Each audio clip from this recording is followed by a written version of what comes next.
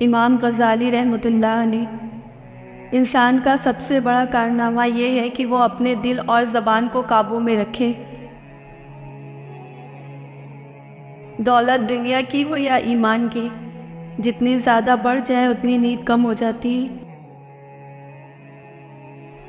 اللہ کا ہر فیصلہ عقل اور انصاف پر مبنی ہوتا ہے، اس لیے حرف شکایت کبھی بھی لب پر نہ لاؤ۔ کلام میں نرمی اختیار کرو، کیونکہ لہجے کا اثر الفاظ سے زیادہ ہوتا ہے۔ اگر تم اس قدر نماز پڑھو کہ تمہاری کمر ٹیڑھی ہو جائے اور اس قدر روزے رکھو کہ تمہارا بدن بہت زیادہ دبلا ہو جائے، مگر ہرگز فائدہ نہ ہوگا جب تک حرام سے پرہیز نہ کرو گے۔ اگر رزق عقل اور دانشوری سے ملتا تو جانور اور بیوقوف بھوکے مر جاتے۔ سخت کلامی سے ریشم جیسے نرم دل بھی سخت ہو جاتے ہیں۔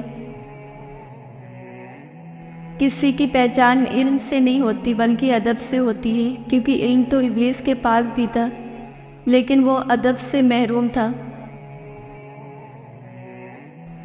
عورت کی بدخلقی پر صبر کرنے والا حضرت ایوب علیہ السلام کے صبر کے برابر ثواب پائے گا۔ ہر لکھنے والے نے فنا ہو جانا ہے، لیکن لکھی ہوئی چیز ہمیشہ باقی رہے گی۔ تو اپنے ہاتھ سے ایسی چیز لکھ جا جس کو قیامت کے دن تو دیکھ کر خوش ہو جائے۔ دنیا میں ایمان کے بعد اگر کوئی چیز ڈھونڈنا ہو تو اچھا دوست ڈھونڈنا، کیونکہ اچھا دوست ایسے درخت کے مانند ہے جو سایہ بھی دے گا اور پھل بھی۔ انسان کی تمام پریشانیوں کی وجہ مقدر سے زیادہ چاہنا، وقت سے پہلے چاہنا اور قناعت پسندی کی کمی ہے۔ ادب کا دروازہ اتنا چھوٹا اور تنگ ہوتا ہے کہ اس میں داخل ہونے سے پہلے سر کو جھکانا پڑتا ہے۔ جو شخص وقت سے پہلے عزت و شرف طلب کرے گا وہ زندگی بھر ذلیل رہے گا۔